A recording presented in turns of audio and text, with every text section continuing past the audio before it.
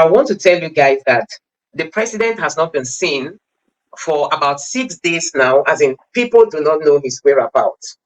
People do not know his whereabouts, and we all know that Nigeria at the moment, there's a lot of things, odd things happening in our country. Like today, there was a community, or there is a community that was invaded by bandits. I don't know if you know that some students, female students, were kidnapped in Zamfara, in one of the universities. Some of them have not been found. And apart from that, some of us may equally not know that some youth couples that were traveling to Sokoto for their youth service were kidnapped by these bandits.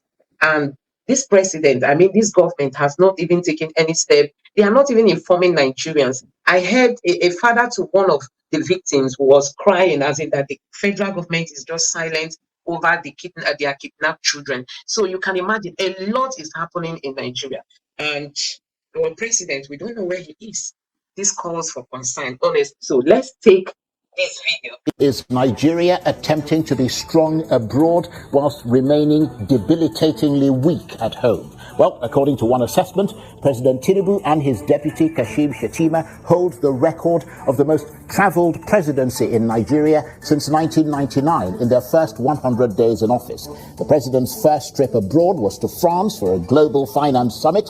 Then he was off to the ECOWAS summit in Guinea-Bissau, then the AU meeting in Kenya, followed by the G20 summit in India, and of course the UN General Assembly in New York. And these exclude stopovers in Benin Republic, London and the UAE. Meanwhile, Vice President Shettima has represented the president in Italy, Russia and at the G77 summit in Cuba. So, yeah, Doc, let's take it. Let's not go deep into the video because it's long. But I don't know, what do you make of this? Because even after the election, the sitting president left for France, when there was this speculation that he was receiving treatment and all that. And now that he has been sworn in, he keeps traveling. And we have a lot of issues to address in Nigeria. We have a lot of issues. And Naira is like crumbling.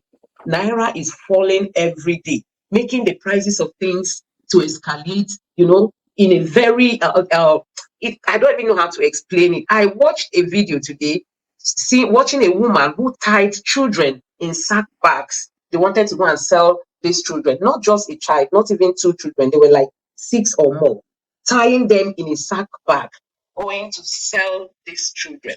So you can imagine how rough the situation in Nigeria is. And our president, together with the vice, they've been traveling, as in, like he said, that these are the most traveled president and vice president, that in their 100 days in office, they've really traveled. And as it stands, the president has left the United Nations that he traveled to, and we don't really know exactly where he is. So, Doc, I don't know if you have anything to say about it. Maybe we need to go to Flight Radar. Good evening, Nigerians and all lovers of Nigeria. We need to go to Flight Radar and type in the number of our presidential jet. At least we can use it to know where our president and our vice president are at any particular point in time, because all aircraft that is flying around the world, they all have numbers. And when you go to Flight Radar, you can see them real time where they are. I'll leave it that way. But another interesting thing is for us to put it this way. One of the ways you measure the likability of a country and their economy and the economic climate is the stability of their currency, the stability of the currency. So there seem to be, the traveling seems to be inversely related to our currency. They are not correlating at all. It seems that the more they travel, is the more our currency weakens. As at today, a dollar is 1,000 plus to a naira. Pounds is almost 1,300 to a pound. And these trips are happening. And like the analyst said, or the news person said, are we becoming stronger outside Nigeria and then becoming weaker in Nigeria? Because the challenging thing, I've spoken to some of my friends who are businessmen who do business internationally, and their worry, amongst other things, includes the fact that the naira is not even though it's depreciated, it's not even finding its level. By that I mean, you can't say, okay, it is 1,000 100 for $1, and then you use that as a margin to do your business. You could do your business at 1,100 per dollar, and by the time you are able to recoup your money back, the challenge here is that people who are outside the country that they want to bring in money to do business in Nigeria are afraid, because I know a friend who took $100,000 Canadian dollars loan to come and do business in Nigeria. Yes, it gave him some profit, but by the time he's trying to repatriate the money back to Nigeria, he did not only lose all the profit, he lost some substantial part of the principal. So he was taken back to Canada $80,000. So that is someone whom, but in Naira terms, he has finished doing his business and he made profit. But okay, now repatriate it in order to pay your bank in Canada. He couldn't even get the capital, talk more of profit. And so the so-called people who are probably overseas, who think that they are winning, are those people who will say, okay, someone is asking you for 10,000, and maybe some time ago you sent 10,000 to the person and it was less than $10. Now, if you send $10, you're going to get more than 1,000. Then you clap for yourself. But those are not the people who impact the economy, as it were.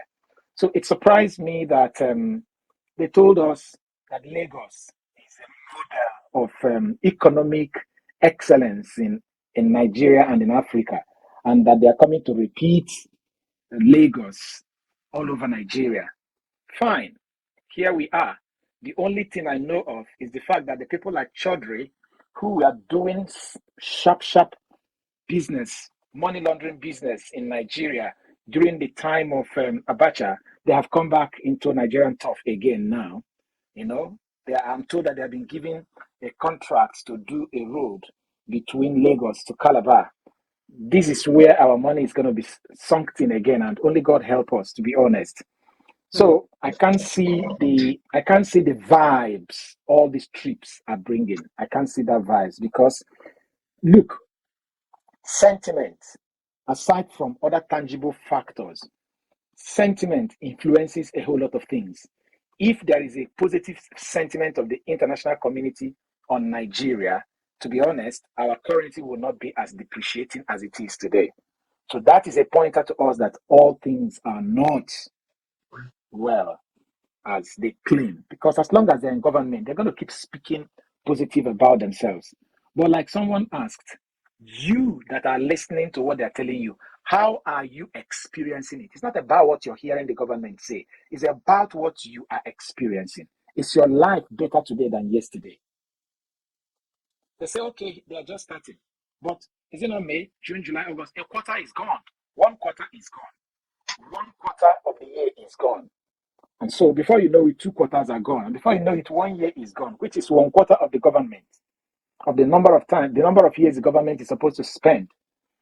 And it looks like, to be honest, with all the pain and the anguish and the sufferings Nigerians suffered in the past 8 years of APC under Buhari, it looks like it's even better. It looks like Buhari's days are even a golden days. Look, you're talking about kidnap in Zamfara and Co. The Buhari people will even come to say some promising things as if we are on it, we're going to do this. This one, we're not hearing anything. It's like, it's normal. They can kidnap them, nobody cares. I don't know if this is true, but there was a video clip I saw somewhere where some people were wearing football jersey, and they are carrying AK-47, and the person said that these are a football club going to play a match in Zamfara, and that all of them are giving AK-47 to protect themselves. So number one, if that video is true, if that assertion is true, who licensed those guns, AK-47, that they're carrying up north? If it is true, since when, even if it is licensed, have the private citizens become their own security? Number three, if it was licensed, did the government buy it and give to them, or did they go to the market and buy it? And if they went to the market to buy it, which market are they selling AK-47 in Nigeria? Fourthly, why is such a thing permitted up north and it's not permitted down south? So there's just a whole lot of confusion. A whole lot of confusion in Nigeria today. And all we can say is God help us. I'll leave it that way.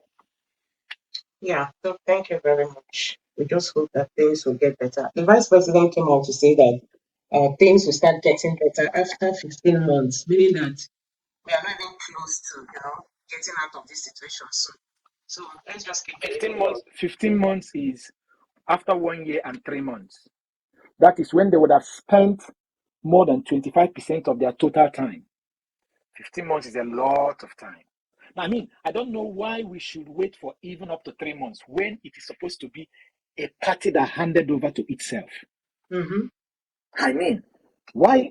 If indeed they were going to come and start afresh, it means that this party didn't believe in themselves for the past 8 years. Mm-hmm. And what it means is that how logical is it that a party like that could even win election?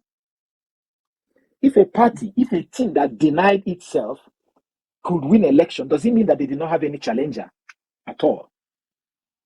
If a political party is telling us that it will take us 15 months to begin to experience the policies of their government, when conceptualizing, designing, and implementing their own policy for the past 48 months, add it 3 months now, it is now 51 months. And they are telling us to wait for another 12 months. If we add all of them, 51 plus 12 is going to give us what? 63 months. A political party is trying to tell us that we have to expend 63 months before we begin to feel the impact of their existence. What a shame.